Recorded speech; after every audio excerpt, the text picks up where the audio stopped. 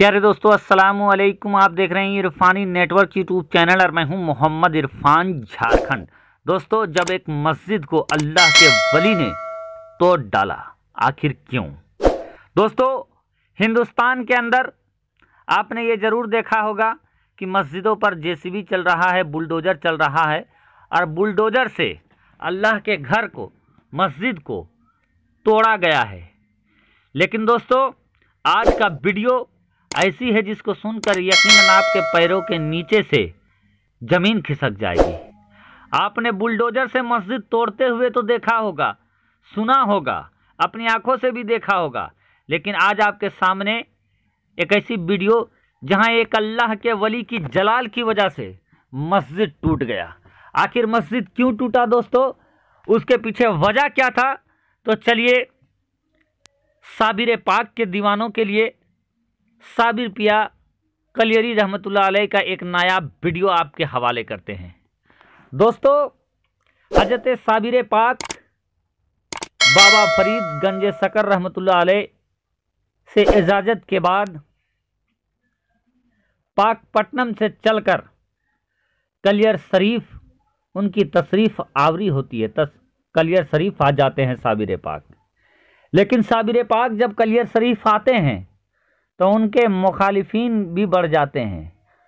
उनसे जलने वाले, हसद करने वाले, बुग़्ज़ रखने वाले लोग भी बढ़ते हैं। और जब कलियर शरीफ साबिर पाक तशरीफ़ लाए तो एक गरीब औरत के घर ठहरे जिसका नाम तारीख़ में गुलजारी बताया जाता है, जिनका शौहर और एक बेटा जो तेल बेचने का कारोबार करते थे। पहले वो उनके घर में ठहरे, लेकिन बाद में वो गुलजारी, वो औरत साबिर पिया से मुरीद हो जाती है, उनकी दीवानी हो जाती है। इधर दोस्तों, उस वक्त कलियर शरीफ के एक बड़े मस्जिद में एक इमामत का काम करने वाला एक शख्स जिसका नाम काजी तबर्रुक बताया जाता है। ये काजी तबर्रुक ऐसा इंसान था जो बड़े लोगों को अपने जाल में फंसा कर रखा था, अपने खेमे में फंसा कर रखा था और छोटे लोगों को ध्यान तक नहीं देता था।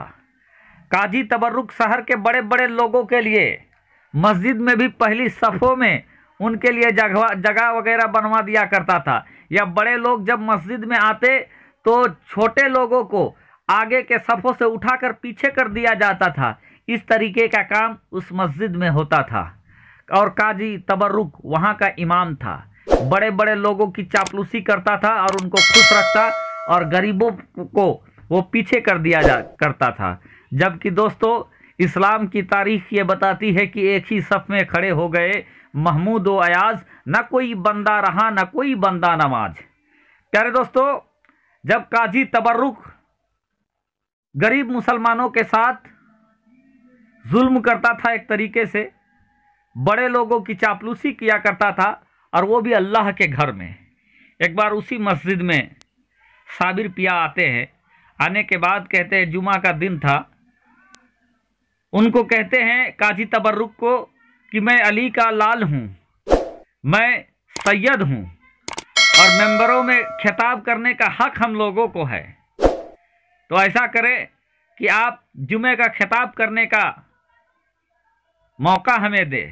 लेकिन काजी तबर्रुक गुस्से में आ जाता है, इतने सालों से यहाँ पर खिताब कर रहा हूँ, खतीब व इमाम हूँ, और मैं कैसे आपको खिताब करने को दे सकता हूँ? बल्कि एक तरीके से कह लीजिए दोस्तों, वो साबिर पिया का मुखालिफ था, और साबिर पिया के जमाल को देखकर, जलाल को देखकर उसको कहीं डर था कि अगर ये एक बार मेंबर से खिताब करना चालू कर दे तो कोई मेरे चापलूसी नहीं करेगा, कोई मेरे पीछे नहीं रहेगा, बल्कि इनके ही सब दीवाना हो जाएंगे। इसीलिए उसने काजी तबर्रुक ने साबिर पिया को मस्जिद में खिताब करने को नहीं दिया, ना नमाज पढ़ाने को दिया।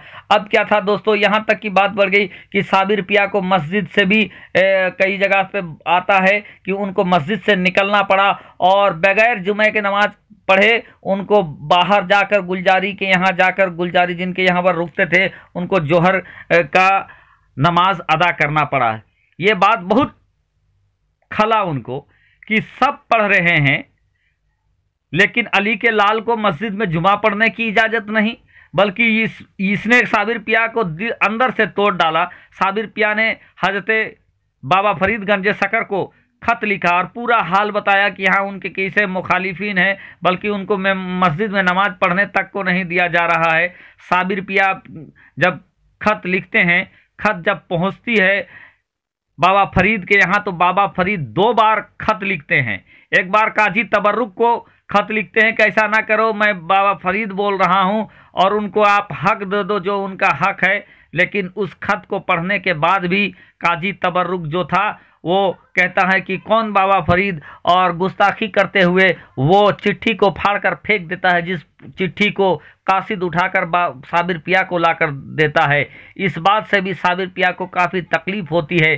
फिर साबिर पिया बाबा फरीद को इन हाल से अवगत कराते हैं, बतलाते हैं। साबिर पिया के बात को सुनने के बाद बाबा फरीद गंज शकर रहमतुल्लाह अलैह पाकपट्टनम की धरती से फिर जाकर खत लिखते हैं कलियर शरीफ के बड़े बड़े लोगों को। लेकिन काजी तबर्रुक के चापलूसी में जाल में फंसे होने की वजह से उन्होंने भी बाबा फरीद गंज शकर रहमतुल्लाह अलैह के खत को ठुकरा दिया, फाड़ डाला। इस बेअदबी को साबिर पिया बर्दाश्त नहीं कर पाए और इस दौरान समझाने बुझाने का काम होता रहा। बाद जगह पर आया है कि कई महीने गुजर गए, बाद जगह पर आता है कि कई सप्ताह गुजर गया और साबिर पिया के साथ दोस्तों गुस्ताखी होते रही। एक बार का वाकया है कि साबिर पिया नमाज पढ़ने गए और जब आगे सफ में बैठ गए जुमे के दिन, तो वहाँ से उनको उठा दिया गया। फिर पिछले सफ में बैठे, फिर वहाँ से उठा दिया गया। यहाँ तक कि एक एक करके साबिर पिया को मस्जिद से ही निकाल दिया गया। जब सफ में बैठते वहाँ से कहता कि ये हमारी जगह है, उनको पीछे करते और उसके बाद जुमा की नमाज खड़ा हो गई। साबिर पिया मस्जिद के बाहर चले जाते हैं।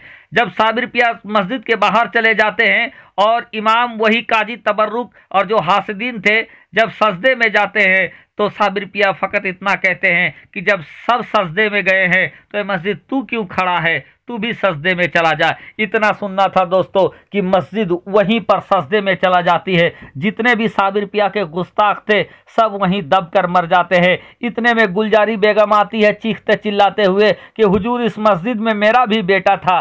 साबिर पिया ये कहते हैं कि सुन, जा किसी भी लाश को तू हाथ पकड़कर अपना बेटा समझकर उसको निकाल, वो तुम्हारा बेटा जिंदा जावेद निकल जाएगा। गुलजारी जाती है, एक लाश को पकड़ती है और अपना बेटा कहकर पुकारती है।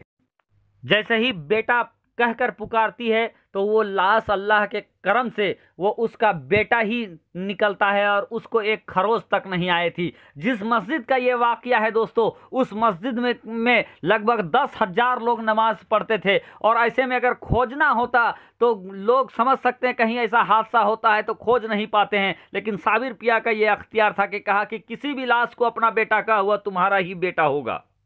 गुलजारी बेगम ने जिसको हाथ पकड़कर खींचा वही उसका बेटा निकला। तो यह है साबिर की करामत दोस्तों।